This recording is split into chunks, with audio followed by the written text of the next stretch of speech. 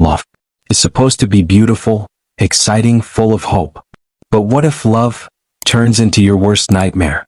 What if the person you thought you were getting to know online was actually watching you, waiting for the moment you said no? This is the heartbreaking story of Fabiola Thomas, a woman who did everything right. She was smart, cautious, and kind. But when she rejected the wrong man, he decided if he couldn't have her, no one would. Fulton County judge sentenced a man to life in prison after killing a woman he met on a dating app. This case is more than just a tragedy. It's a warning about obsession, control, and the hidden dangers that can hide behind a smiling profile picture. Hey everyone, welcome back to City Crime, the channel where we don't just talk about the cases.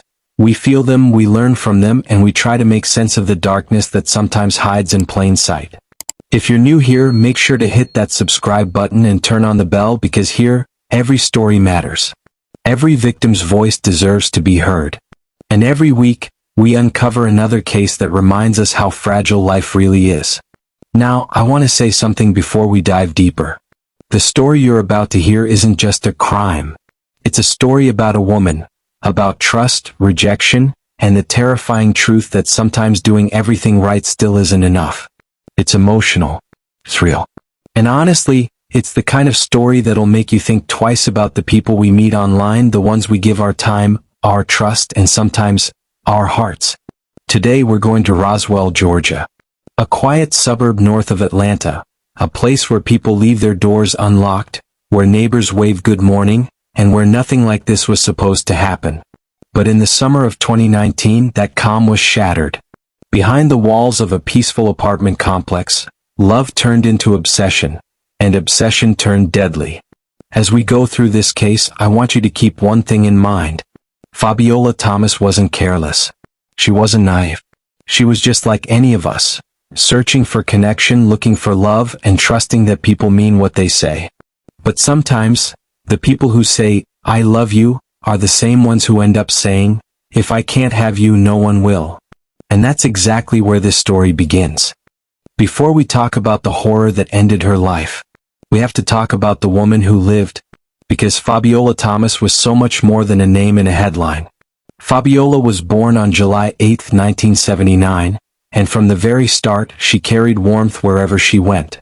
She grew up in a family that believed in staying close, not just by blood but by love. The kind of home where the smell of Sunday cooking filled every corner, where uncles told stories that made everyone laugh until their stomachs hurt, and where Fabiola's laughter, that big, contagious, joyful laugh, could light up the whole house. Her friends used to say, when Fabiola walked into a room you felt it. Not because she was loud or attention-seeking, but because she had that rare energy, the one that makes you feel safe, seen, and understood. She loved music, especially old R&B. On quiet nights, she'd play Alicia Keys or Luther Vandross while cooking her favorite comfort meals.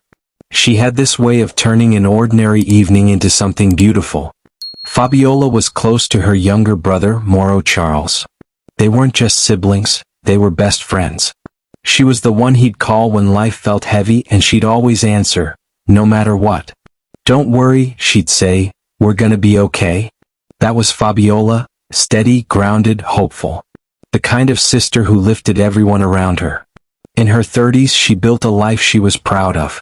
She worked hard, had her own place in Roswell, Georgia, and surrounded herself with good friends who called her Fabi.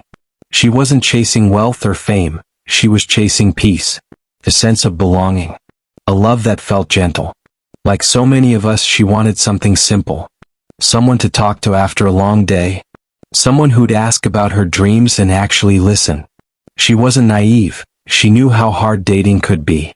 But she also believed that good people still existed. And she wasn't wrong for hoping.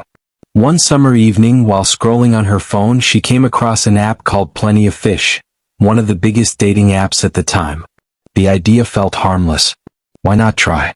Everyone was doing it, friends, coworkers, even her cousins. Maybe she thought she'd meet someone who shared her values, someone calm, steady, and kind.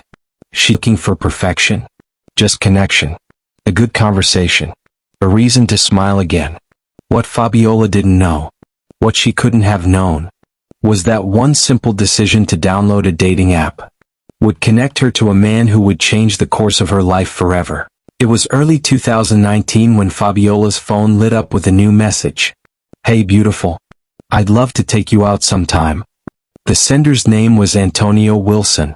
On the surface, Antonio seemed like a good guy, polite, well-spoken, even funny in that slightly awkward way.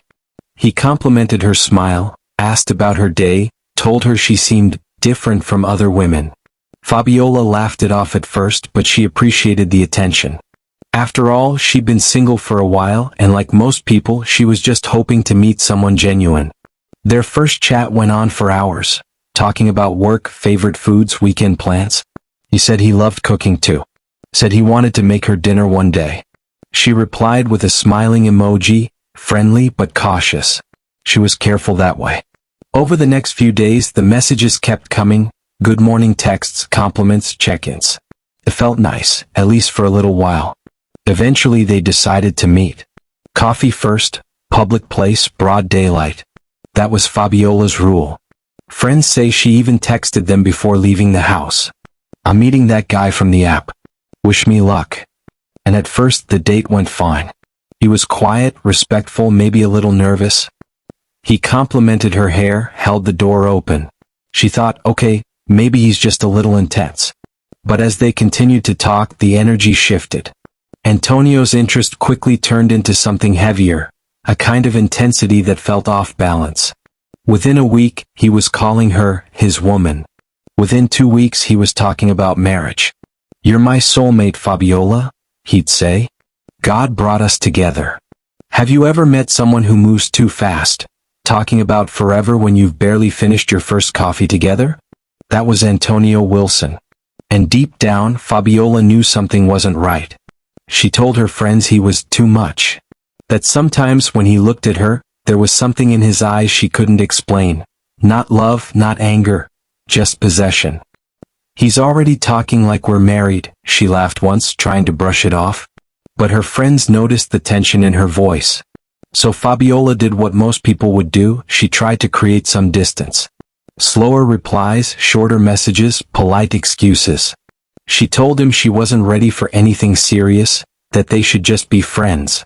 But rejection to Antonio Wilson wasn't rejection. It was a challenge. Instead of backing off, he started showing up. Texting more, calling late at night, appearing in places she hadn't told him she'd be. He'd message, "Why are you ignoring me?" Or, "I thought we had something special." At first it was annoying. Then it became uncomfortable. And soon, it turned frightening. Fabiola, ever cautious, tried to keep peace. She didn't want drama, she just wanted space. But for Antonio, her silence wasn't space, it was rejection. And in his mind, rejection meant war. What started as a match on a dating app was slowly turning into a trap. A connection that should have ended quietly was about to spiral into something dark, something deadly. And Fabiola, still trying to stay polite, still trying to do the right thing, had no idea just how far Antonio Wilson was willing to go to make her his. He began posting strange things on his social media, cryptic quotes about loyalty, betrayal, fake women. Friends who saw the post said it felt obsessive, almost desperate. Fabiola finally did what she should never have had to do. She unfriended him. That simple click, one tap to remove him, should have been the end of it. But that's when everything exploded. "Keep your ring. I'm not your woman." That was one of the last messages she ever sent him. Direct, final, honest. For most people that would have been closure. For Antonio Wilson, it was the trigger. His messages stopped. Then came the quiet, the kind of quiet that feels wrong. No more calls. No notifications.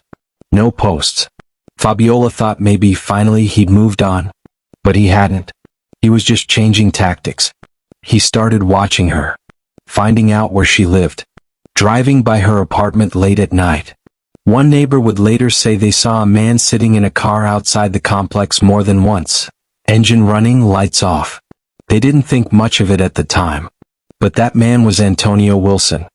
He had convinced himself that if Fabiola wouldn't love him, she wouldn't love anyone. His obsession had crossed the line from emotional to dangerous. What had once been sweet messages and compliments had turned into surveillance and rage. And then came the morning that would change everything. A quiet, peaceful summer morning in June 2019. Fabiola was getting ready for work. Coffee brewing, sunlight coming through the blinds, life going on as normal. She had no idea that outside her door, the man she once chatted with online was waiting, full of anger and rejection. Around 7:30 a.m. Antonio Wilson walked up to her apartment. A man who'd spent weeks planning, watching, building up his hate. And what happened next would shock the entire community. He forced his way inside. And in that moment, all the pleading, the jealousy, the rage he'd bottled up exploded into violence. Fabiola Thomas, a woman who had done everything right, became the target of a man who simply couldn't stand to be told no. That morning in Roswell, Georgia, love officially turned into a weapon. And Antonio Wilson was holding it. It was a Saturday. The kind of summer morning that makes you want to open the windows and let the light in. The sun was rising over Roswell, Georgia, casting golden streaks through quiet suburban streets. Inside her apartment, Fabiola Thomas was starting her day. She'd probably just made her coffee, that rich, comforting smell filling the kitchen. Maybe she was thinking about what she'd wear to work. Or texting a friend about weekend plans. She was still in her pajamas, relaxed, unguarded. It was her home, her safe place. But outside that apartment, someone was waiting. Antonio Wilson. The same man who couldn't take no for an answer. The man she had blocked, ignored, rejected. He wasn't there to talk. He wasn't there to make peace. He was there because in his twisted mind, if Fabiola wouldn't be his, she wouldn't be anyone's. Wilson had been planning this. He'd found out where she lived. He knew when she left for work. He knew when her roommate wasn't home. And now, standing outside her door, he was ready to end the story he couldn't control. Around 8:30 a.m. Antonio Wilson forced his way inside. There was no warning. No chance to run.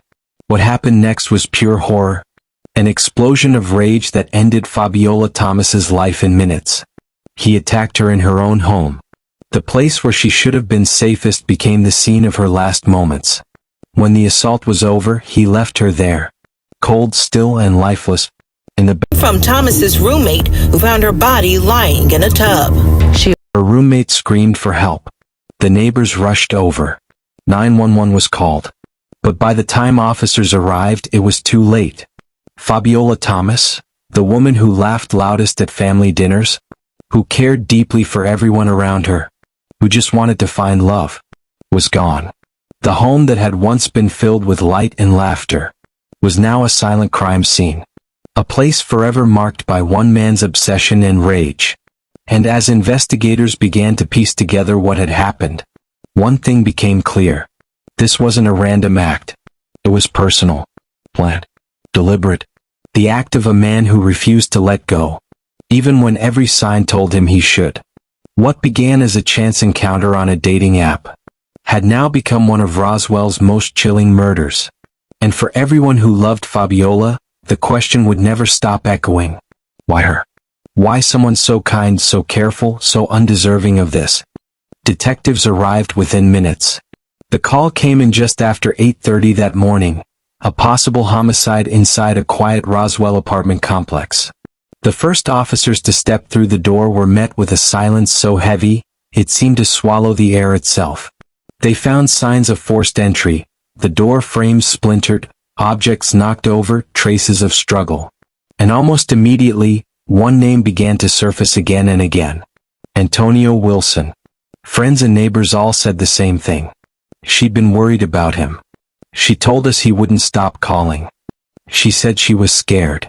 Fabiola had done everything she could to protect herself. She'd blocked him, avoided him, told friends and co-workers that she wanted nothing more to do with him. But he had refused to listen. Within days, detectives pieced together a timeline, messages, calls, social media logs. And what they found painted a terrifying picture of obsession and control. The texts were relentless. Angry one minute, apologetic the next, as if he was arguing with himself through her phone. He'd driven by her home more than once. Investigators even found that he had searched online for her address, looking up her apartment complex days before the murder. There was no mystery left, only proof. Proof that he had planned this. Proof that he had watched her. Proof that his obsession had crossed every line. The evidence was overwhelming. Enough for police to charge Antonio Wilson with malice murder, felony murder, aggravated assault, and possession of a knife during the commission of a felony. The Roswell community, stunned and grieving, watched as he was led away in handcuffs, calm, expressionless, as though the gravity of what he'd done hadn't sunk in. But for Fabiola's family, this was only the beginning. Because the wheels of justice, as always, turned slowly. Months turned into years. Evidence had to be tested, motions filed, hearings postponed. And then came 2020, the pandemic, grinding everything to a halt. Trials delayed. Courtrooms closed. Fabiola's loved ones waiting, day after day, for the system to finally give them answers. 5 years would pass before they would hear the words they'd been longing for. Guilty on all counts. But in these early days of the investigation, they didn't know that yet. All they knew was that the man who had once called her his woman had taken her life, and that now they would have to fight for justice in her name. The world shut down in 2020. Streets went quiet. Courtrooms closed. And for families seeking justice, time froze. For the family of Fabiola Thomas, that silence was unbearable. In Fulton County, every case slowed to a crawl. Hearings postponed, trials suspended, evidence sealed in boxes waiting for the world to reopen. But grief doesn't pause. Pain doesn't quarantine. For Fabiola's loved ones, every day without justice was another wound that wouldn't heal. Her brother, Mauro Charles, became the family's anchor, showing up to every hearing, every update, every small development. He listened to legal jargon and cold evidence, trying to stay strong for his mother and everyone who loved his sister. But inside, the pain was endless. Imagine sitting through hearing after hearing, seeing her name on court documents, the state versus Antonio Wilson, and realizing that this was all that remained of her story: paper, procedure, patience. Meanwhile, Antonio Wilson sat behind bars, calm, silent, unbothered. No emotion. No remorse. When asked to speak, he declined. And Wilson showed very little remorse during that sentencing. He declined speaking or giving any statements during Tuesday's hearing. When shown photos of Fabiola, he looked away. He didn't cry. He didn't explain. He didn't even pretend to be sorry. And that silence, that emptiness, cut deeper than words ever could. Can you imagine what that felt like for her family? Sitting there, staring at the man who took your sister's life, and seeing nothing? No regret. No flicker of humanity. Just blankness. It's one thing to lose someone. It's another to watch their killer breathe, blink, live, as if nothing happened. During those years, Fabiola's family found small ways to keep her memory alive. They celebrated her birthday each July, setting an extra plate at the table. They spoke her name at holidays. Her friends posted photos, smiling, radiant, with captions like, "We miss you every day." Even when the world moved on, they refused to let her be forgotten. Still, there were nights when Mauro couldn't sleep. Nights filled with the what ifs. What if she hadn't downloaded that app? What if she hadn't met him? What if someone had stopped him sooner? But those questions never have answers. Each morning he'd wake up, put on his jacket, and prepare for another day of waiting. It would take 5 long years for the case to reach trial. 5 years living in the shadow of a slow system, knowing the man responsible for Fabiola's death was still alive, eating, sleeping, existing, while she was gone. But the day came. The courtroom that had once been silent filled with voices, witnesses, prosecutors, her family, all speaking for the woman who no longer could. After half a decade of pain and waiting, justice was finally within reach. In July 2024, after 5 years of silence and heartbreak, the trial of Antonio Wilson began in a Fulton County courtroom. It wasn't just another case for prosecutors. It was the story of a woman who did everything right, and a man who refused to let her live because she told him no. The prosecution opened quietly. This was not an accident. This was control. This was rage. They laid out every chilling detail, the texts, the threats, the timeline. Photos of Fabiola's apartment. The broken door frame. The blood-stained tiles. Each piece of evidence painted the same horrifying truth. Antonio Wilson had planned it. He waited for her to be alone. And he acted without mercy. Across the courtroom sat Fabiola's family. Mauro Charles, hands clasped, eyes locked on the man who had destroyed his world. Their mother quietly weeping behind a mask. Friends from Roswell wearing purple ribbons, the color for domestic violence awareness. One by one, witnesses took the stand. Fabiola's roommate spoke first, her voice trembling as she described walking into the apartment that morning, calling her name and then seeing the bathtub. The jury sat frozen. The air in the room grew heavy. Detectives followed. They showed the texts, messages that shifted from sweet to threatening, revealing months of control and jealousy. Antonio Wilson sat expressionless, head down, as if it were someone else's story. Pause for clip, prosecutor pointing at evidence board, slow zoom on jury bench. Finally, Mauro took the stand. He spoke softly about his sister's kindness, her laughter, her dreams. She was careful, he said. She did everything she was supposed to do. And still, she didn't make it home. People in the gallery cried quietly as he spoke.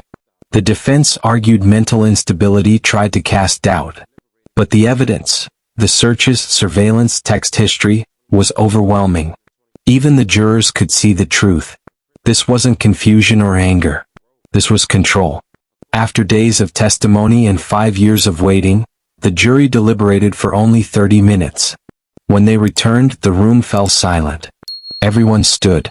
The judge read the words Fabiola's family had waited half a decade to hear. Guilty. On all counts. Guilty. Guilty. The word echoed like a final bell. Her mother wept. Mauro closed his eyes and whispered, "Thank you." For the first time in 5 years, the family felt something close to relief. Not joy, not peace, but the quiet release of knowing he would never walk free again.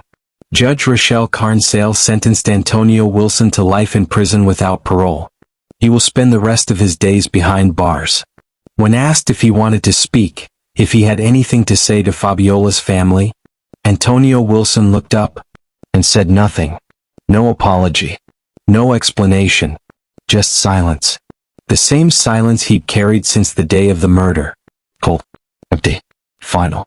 But for Fabiola's family, that silence no longer held power. Because finally, justice had spoken louder. Justice was served. But for Fabiola's family, it didn't feel like victory. No sentence, no punishment could bring her back. The man who took her life will die in prison. But the woman he stole, her laughter, her warmth, her future, can never be returned. And here's the hardest truth. Fabiola did everything right. She met in public. She told friends where she was going. She trusted her instincts. She cut off contact when she felt unsafe. She did what women are told to do, and still ended up dead. So the question is, why? Why does saying no still cost women their lives? Experts call it coercive control. It's when someone believes they're entitled to your time, your body, your choices. And when that control slips away, they lash out. To them, rejection isn't rejection. It's humiliation, a blow to their ego.